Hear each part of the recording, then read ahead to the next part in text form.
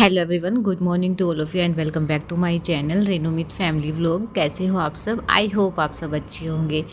तो मैं मिल रही हूँ आपको मॉर्निंग में क्योंकि लड्डू के लिए टिफ़िन तैयार कर रही हूँ और आज मैं बना रही हूँ उसके लिए जो है प्याज का पराठा। क्योंकि प्याज का पराठा मैं बनाती थी पहले, जैसे एक ही लोई बनाती थी और उसके अंदर ही जो उसको भर देती थी, लेकिन वो सारा जो है निकल जाता था और अच्छे से भरा नहीं जाता था। कम जो है क्वांटिटी में प्याज डलते थे तो लड्डू खाना पसंद नहीं करती थी और वैसे ही लेके आ जाती थी। तो मैंने 2 पीसेस में बनाए अब की बार। एक छोटी सी लोई बनाई है और उसकी छोटी सी रोटी बना दी है, दूसरी की बनाई है उसके ऊपर मैं इसको फैला दूँगी क्योंकि बच्चे का खाना ज़रूरी है, चाहे हम कैसे भी खिलाएं। और इसका एक फ़ायदा ये होता है कि हम एक रोटी में 2 रोटी मिला के बनाते हैं तो बच्चे को एक की बजाय 2 रोटी मिलती हैं।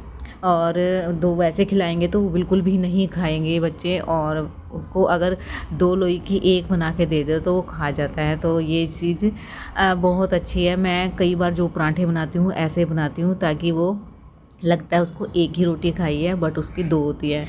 तो टिफ़िन में मैं भी सेटिस्फाइड हो जाती हूँ इस चीज़ के लिए कि अब अच्छे से पेट भर जाएगा। और जिस दिन से मैंने ये दिया है उसको बहुत ही पसंद आ रहा है क्योंकि ये चारों तरफ से तो बंद हो जाता है, हम चिपका देते हैं इसको और ये बनने के बाद जो है हम इसको अगर एक बाइट भी निकालते हैं तो वो पूरा खुल जाता है और पर्स की तरह लगता है। अच्छा लगता है बच्चों को भी और खाने में भी अच्छा लगता है। तो वो पूरा जो है टिफ़िन अच्छे से फिनिश हो जाता है। ये बना रही हूँ उसके जो मैं अब दूंगी उसको खाने के लिए, बट वो बहुत ही कम चांस होते हैं कि वो रोटी या पराठा खा के जाए। ये इसको मैं चोको दूध में मिला के वगैरह ऐसी चीज़ें देती हूँ तो ताकि वो खा ले। कभी बनाना शेक दे दिया, कभी मैंगो शेक दे दिया, तो जो चीज़ बच्चा खाए उसको वही देना चाहिए। मैंने इसकी मैम के पास भी फ़ोन किया था तो उन्होंने भी बोला है कि हाँ, जो इसकी पसंद हो वही दे दो ताकि इसका पेट भर जाए बस। तो पराठा देखिए बिल्कुल ही गोल बना है और बहुत ही पूरा फुल है। ये पराठा पूरा फुल भरा हुआ पराठा है।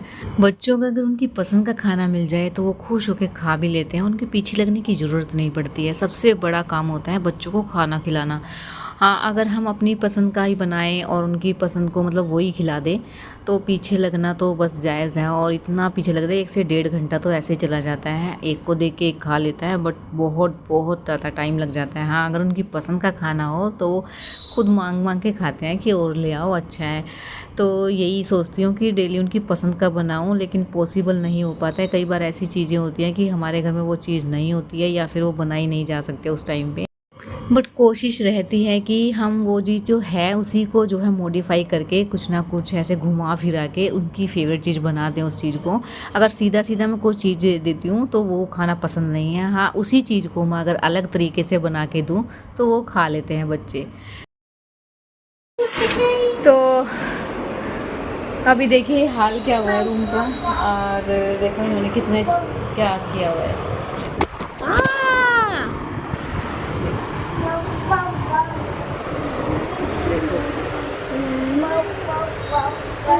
और आज खाना नहीं बना है मेरा क्योंकि सिलेंडर ख़त्म हो चुका है और मोहित आएंगे तभी सिलेंडर लगेगा। तो बस यही है, घर पे अगर अकेला होना बंदा तो यही प्रॉब्लम होती है, बहुत ज़्यादा प्रॉब्लम हो रही है। कल मेरा फास्ट था और देखिए मेहंदी लगानी थी मेरे को, वो भी टाइम नहीं लगा है मेहंदी लगाने का। बच्चे सो गए थे लेकिन उनकी गलती नहीं है, बस मैं ही अपनी वीडियो वगैरह में लगी थी इसलिए मैं मेहंदी नहीं लगा पाई। लेकिन अब जो मैं सोच रही थी कि जल्दी खाना बन जाएगा तो मैं फ्री हो जाऊंगी और उसके बाद मैं मेहंदी लगा लूँगी 9 या 10 बजे के बीच में। क्योंकि आजकल तो ऐसी मेहंदी आती है कि वो जल्दी मतलब रंग छोड़ देती है, अपना कलर आ जाता है अच्छा। पहले के टाइम में तो बहुत ज़्यादा टाइम लगता था, लेकिन देखती हूँ अगर अभी भी बजे हुए हैं 8 तो 9 से 10 बजे तक मेरा खाना वगैरह हो जाएगा, फिर मैं लगाऊंगी। लेकिन लगाऊंगी मैं ज़रूर। और अभी मैं काम कर लेती हूँ इतने जो मैं खाना नहीं बना सकती, लेकिन और अदर काम कर सकती हूँ। कपड़े वगैरह मुझे फोल्ड करके रखने हैं तो वो कर लेते हैं इतने। तो इतना ज़्यादा शोर कर रहे थे दोनों के दोनों, और इन्होंने सारी जो नमकीन है वो बेड पे गिरा दी है। और इस पर मैंने नाशपाती दी थी तो उस पर चिपका चिपका के इन्होंने जो है पता नहीं थोड़ी बहुत खाई है और थोड़ी बहुत इन्होंने वेस्ट कर दिया है। और लगे हुए राखी बांधने के लिए, क्योंकि जो लड्डू की बुआ जी हैं वो राखी बांध के गई थी इनको भी और मुझे भी, क्योंकि उनको जो है कहीं जाना है उस टाइम पे तो वो नहीं आ पाएंगी, तो अभी राखी बांध दी है उन्होंने। तो यही ट्राई कर रही थी, लड्डू उसको बांध रही थी चीकू को, और उसे वो बांधना नहीं आता है बट कोशिश कर रही है, मैंने सिखाया था उसको और मैं इनके काम में लग गई हूँ। देखिए सिलेंडर लगा दिया था और सिलेंडर लगाने के बाद जो है मैं सीधा आ गई थी किचन में, क्योंकि 8 से 8:15 का टाइम हो गया है, 9 बज जाएंगे मुझे, ऑलमोस्ट बज जाएंगे मुझे। बट ये बच्चे हैं ना, बार बार मेरे को इनको जो है छुड़ाना पड़ रहा है, कभी कोई लड़ रहा है, कभी किसी का कुछ आया किसी का कुछ आया। तो ये इस चीज़ से बचने के लिए मैं जो खाना पहले ही रेडी कर देती हूँ। मैं बनाऊँगी आलू और टमाटर की सब्ज़ी, जो कि जल्दी भी बन जाएगी, कुकर में 2 या 3 सीटी लगेंगी और जल्दी बन जाएगी, क्योंकि मोहित भी आए हुए हैं और वो थक जाते हैं, बाहर से काम करके आते हैं तो बंदा थक जाता है। वो आते हैं उनको खाना वगैरह देना होता है, क्योंकि सुबह फिर जल्दी जाना होता है। तो मैं बहुत ज़्यादा लेट हो गई थी, तो कोई नहीं, सब्ज़ी भी जल्दी बन जाती है और फटाफट से मैं रोटियां सेक दूँगी इस पर। एक गैस पे रोटी सिक जाएगी, एक गैस पे जो है सब्ज़ी बन जाएगी। तो बस यही है कि हमेशा सिचुएशन हमारे हाथ में नहीं होती है और कई बार ऐसा होता है कि सिचुएशन के अकॉर्डिंग ही चलना पड़ता है। तो बस ठीक है, और कभी कभी हो जाता है ऐसे। तो सिलेंडर एकदम से ख़त्म हो गया। मैंने सुबह खाना बनाया था और चाय वगैरह बनाई थी, और उस टाइम तो बिल्कुल भी स्लो भी नहीं हुआ था, बट मेरे को पता लग जाता है क्योंकि सिलेंडर ख़त्म होने वाला होता है तो स्मेल आनी स्टार्ट हो जाती है। बट इस अब की बार कुछ आया ही नहीं था, और मेरे को इतना एकदम से मैंने दूध रखा है इसके ऊपर और गैस ही नहीं ऑन हुई। मैंने और काम करने लगी थी, मैंने देखा आगे कि थोड़ा सा भी दूध में जो है कुछ हुआ ही नहीं है, रिस्पॉन्स ही नहीं है, तो देखा तो गैस ही नहीं थी उसके अंदर। और मैंने कई बार जलाने की कोशिश की बट गैस थी ही नहीं, और एकदम से जवाब दे दिया इसने। तो एकदम से तो किस चीज़ आती भी नहीं है। तो नीचे सिलेंडर था, मम्मी ने बोला था कि कोई है नहीं लगाने वाला, तो ये आएंगे तभी लगाएंगे अब तो बस यही था, और इस वजह से जो है काम थोड़ा सा आगे हो गया है, और जिसकी वजह से मेरी मेहंदी के ऊपर इफ़ेक्ट पड़ा है। मेरे सास ससुर रहते हैं नीचे और मैं रहती हूँ ऊपर, इसका भी एक बहुत बड़ा रीज़न है। और मतलब हमारा ये है कि हम ऊपर भी मतलब खा लेते हैं और नीचे से भी हम खा लेते हैं बना के।